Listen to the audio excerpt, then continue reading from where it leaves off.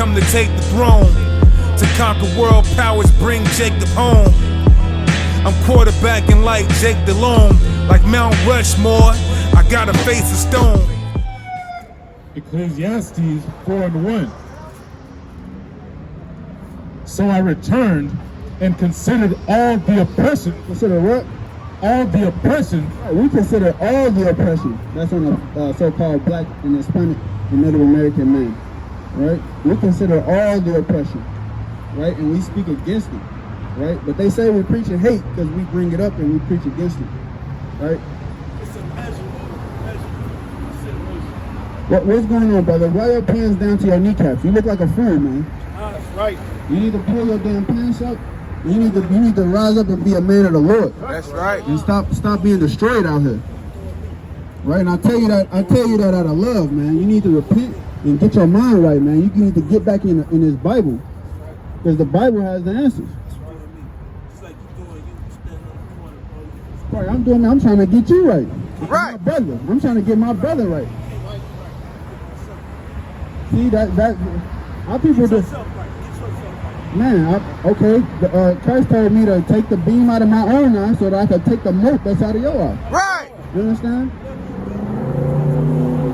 Yeah. Our people destroy, man. Our people hate knowledge. Right? You got a precept? Oh, go ahead. Sagging, right, is a manner of wearing trousers or jeans that sag, so that the top of the trousers or jeans are significantly below the waist, sometimes revealing much underwear. Sagging is predominantly a male fashion. Women's wearing of low-rise jeans to reveal their G-string. Why in the hell are you out there trying to reveal yourself? In prison, what do they sag their pants for? To show that they're available. Our people are dumb as hell. Simple as hell, man. Pull your damn pants up. Go ahead. Right. You know, and the lower your pants are, the more available you are. That's right. You know, our people, if they had that knowledge, they wouldn't be out here. My brother, they was down to the kneecaps. Right. You understand? Destroyed. Actually, give me Ecclesiastes 7:7. Let's go to 7:7. That's the point I landed on now. Right? Go ahead. Ecclesiastes 7:7. Surely oppression maketh a wise man mad. Right. Oppression makes a wise man mad. Right? So when you're oppressed, you should be mad. Living in a slum in the ghettos, right? Being subject to damn rodents and roaches, that should make you mad. While your enemy is living in high-rise luxury out here. Right? Read that again. Ecclesiastes 7:7. Surely oppression maketh a wise man mad. Right. Oppression makes a wise man mad. Right? I'm mad that my parents were stolen and brought here to America. Right. Right? And now we here dealing with oppression. Give me that in Exodus 21:16. Right? So we fed up. That's why we out here. Right. We be out here in a blistering cold and in a scorching hot because we mad. We trying to wake our people up so that we can get out of this condition. Because once we gather together, right, the oppressed people of the world, which are the 12 tribes of Israel, you know, then we get back to our righteous estate. That's right. And being in a ruling class of the earth and teaching these other nations to follow the law, statutes, and commandments. Go ahead. Exodus 21:16. And he that stealeth a man and selleth him, or if he be found in his hand, he shall surely be put to death. Right, so according to the law, if you steal a man or sell him, or if you're the buyer, you should be put to death. Right. And that's a righteous judgment. Right? You should be put to death for stealing the so-called black man, the so-called Mexican man, right? The so-called Puerto Rican man, right? Stealing them and bringing them here to America and all throughout these other areas of the world, right? You should be put to death, right? Go ahead, give me Deuteronomy chapter 31. Deuteronomy 31, and I want to say the 16th verse.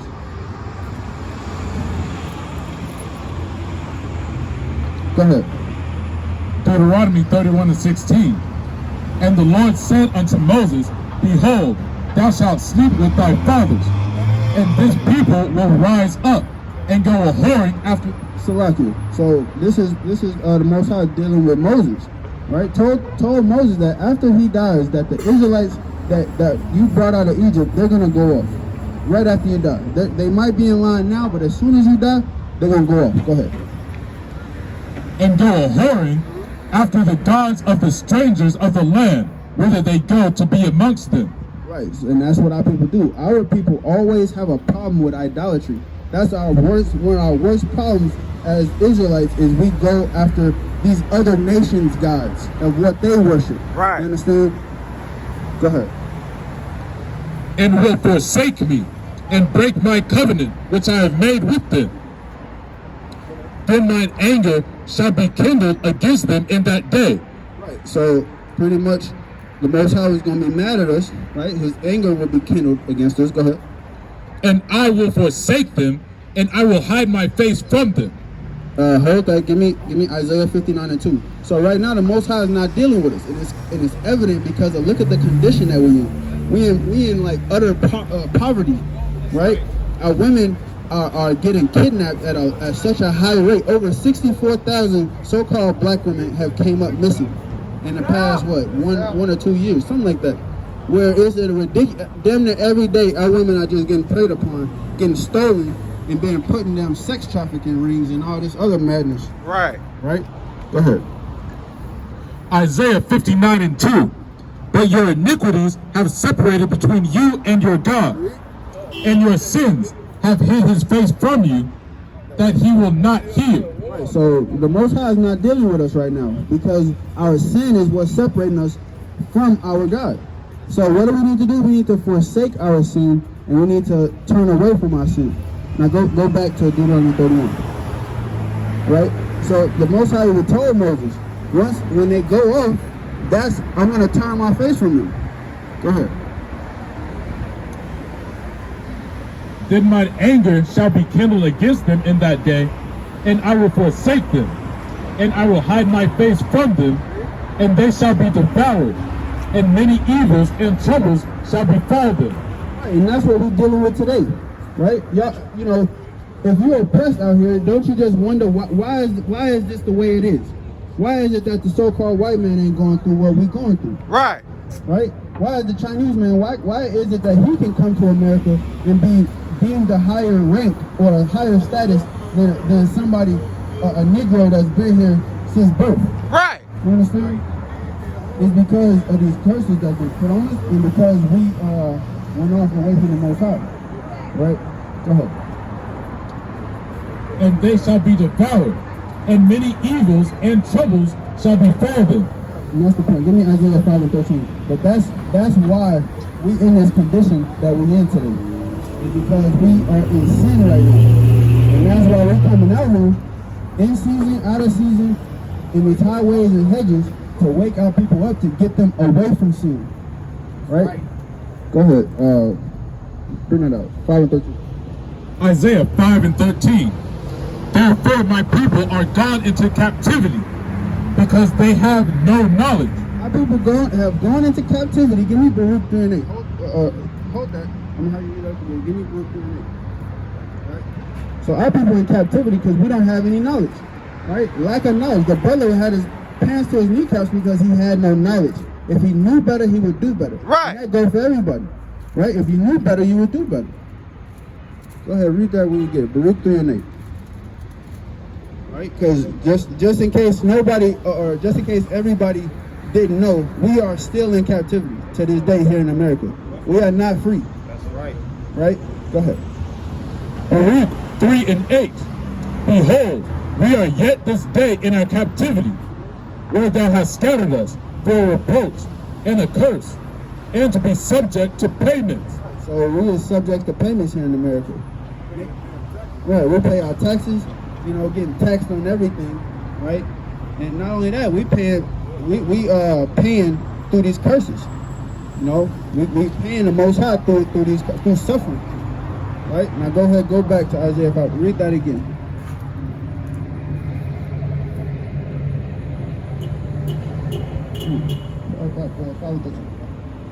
Therefore, my people are gone into captivity, because they have no knowledge, and their honorable men are famished.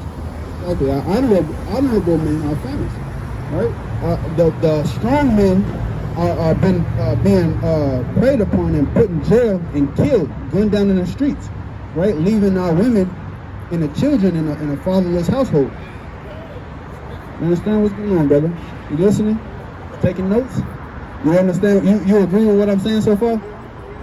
All right, that's what's up, man. Do you ever heard of the Israelites before? Okay, what have you heard? Because there's a lot of hearsay. Yeah, we're the ones that suffer, yeah. And we speak out against it. Right. We actually have the courage. Give me Wisdom of Solomon 5:1. We actually have the courage to come out here in the face of our oppressor. Because guess what? They watching. They watching through that camera. So we come, and we go everywhere in Chicago. And our oppressors come up. And they're curious. Like, what are y'all doing out here? We're like, yeah, we're speaking out against you. That's what we do. You know what's crazy though? We was a bunch of niggas still out here selling drugs. They wouldn't give a damn about what the hell we do. But they see a bunch of niggas on the corner with a Bible, and man, what the hell are y'all doing? Now they curious.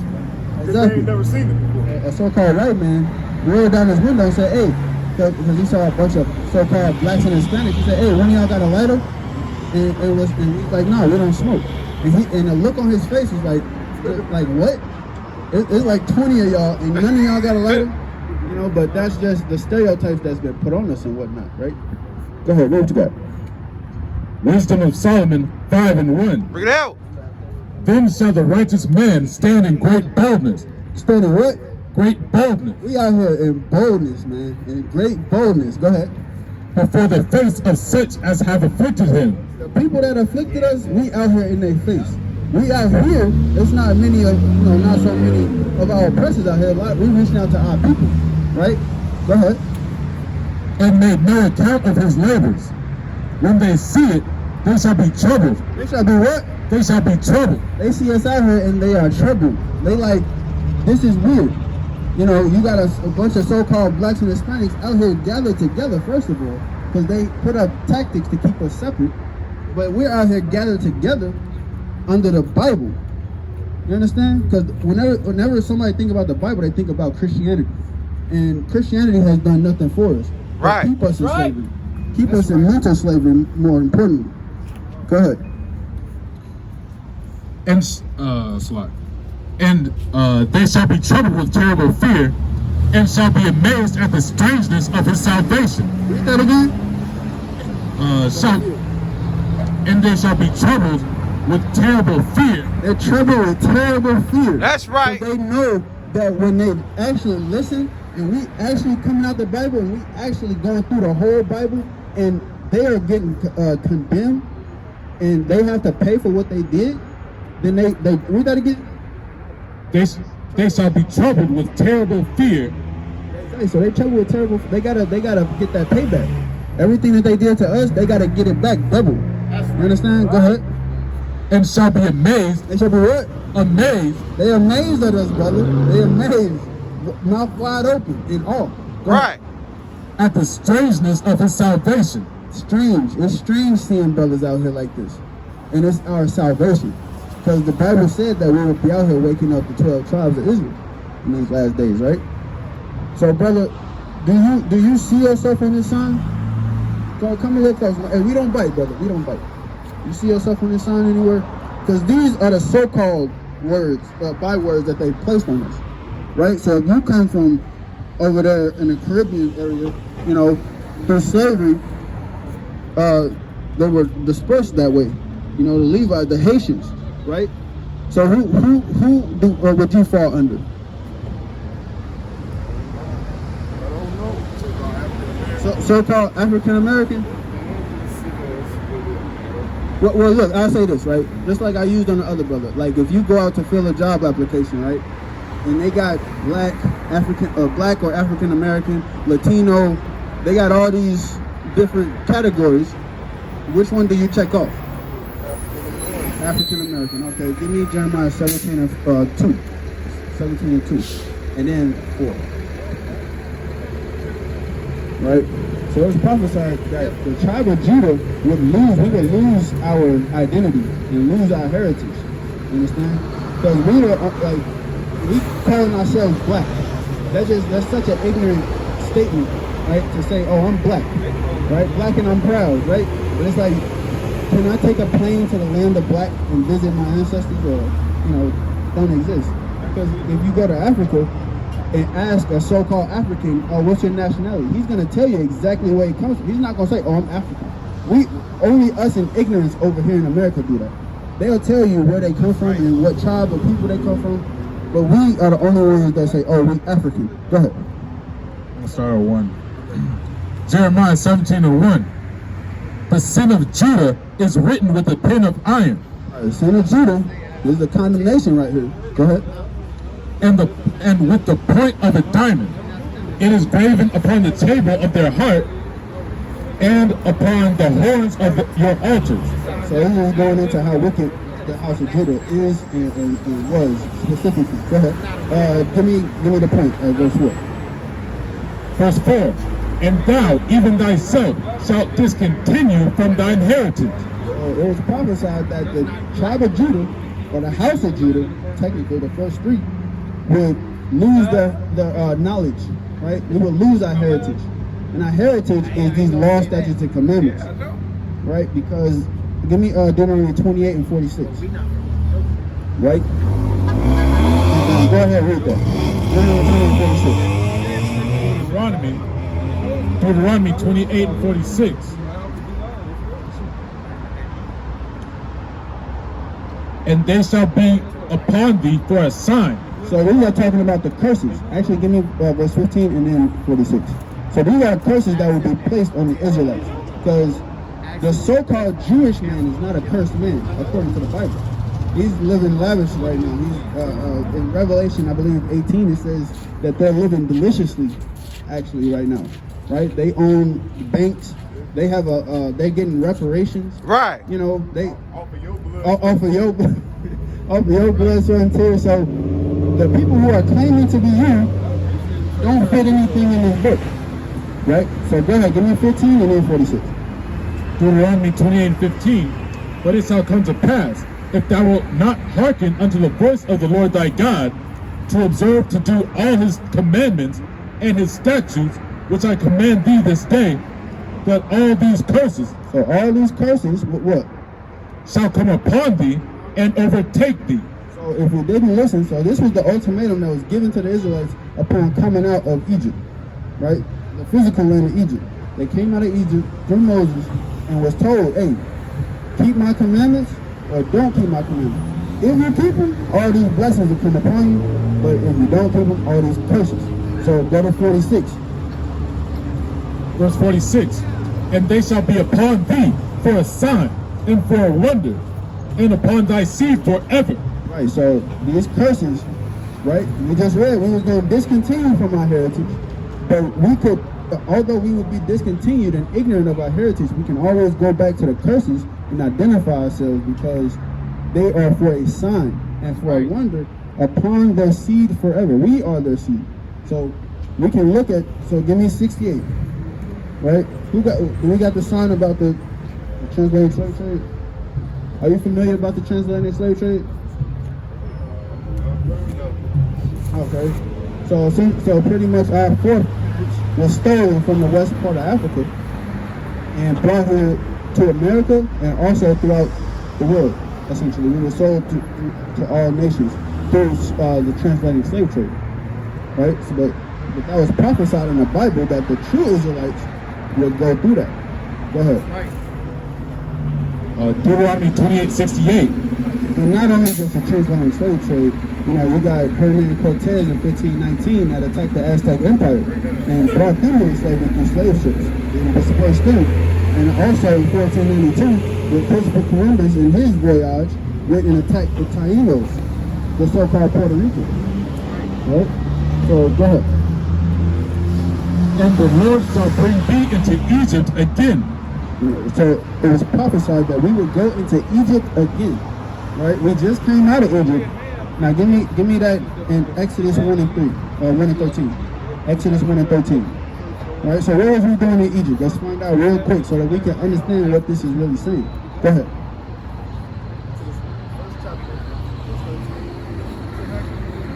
Exodus 1 and 13.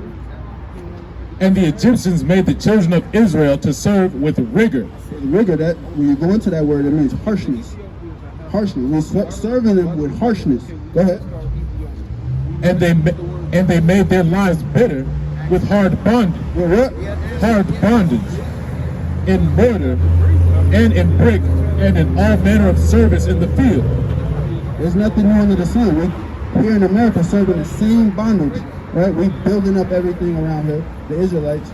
And also, we're being mistreated unfairly here in America and whatnot. So, there's nothing new under the sun. This is just spiritual Egypt. Right, calm.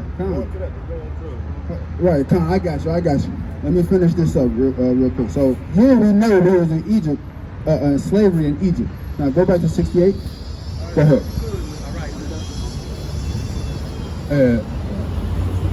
And the Lord shall bring thee into Egypt again. Right, so he said he's going to bring you into Egypt again. What was he doing in Egypt? Slavery. So he would bring us into slavery again with what? With ships. We would go into slavery again with ships, right? So it was prophesied that everybody on here would go into slavery on slave ships. Did the Jewish German man, did he go into slavery on slave ships? Nowhere in history can you find it. Go ahead. Unless he was that was driving the damn boat. Right. Exactly. They actually funded the boats, you know, with their wealth. You know, go ahead. Drop down the soul. Okay. And there you shall be sold unto your enemies. So here, we will get here to America, right? In Jamaica, Haiti, all these different areas of the world, we would be dropped off there. And what? And there you shall be sold unto your enemies. We were sold into our enemies. Right. Because who was we sold to?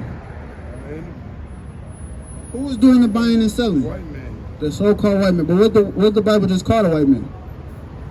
Read it again. And there you shall be sold unto your enemies. Who's the so-called white man? He's our enemies. That's right. That's something they don't want you to know. Because if you look at that sign up there, you got the brother with the enemy on that sign. Yeah, I see. You understand? That's what they promote. But the Bible told us to separate from our enemies. You understand? Go ahead.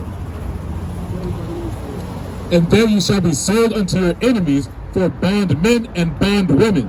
So bondmen and bondwomen, when you go into the Hebrew, that's slave men and slave women. Go ahead. And no man shall buy you. That word buy is kwana, which means redeem. So no man shall redeem you out of this captivity. Right? The only person that's going to redeem us out of this captivity is Yahweh Ba'ashim Yahushua, which is the Most High in the name of His only begotten Son. Right? That's the only person, the only person that's going to save us.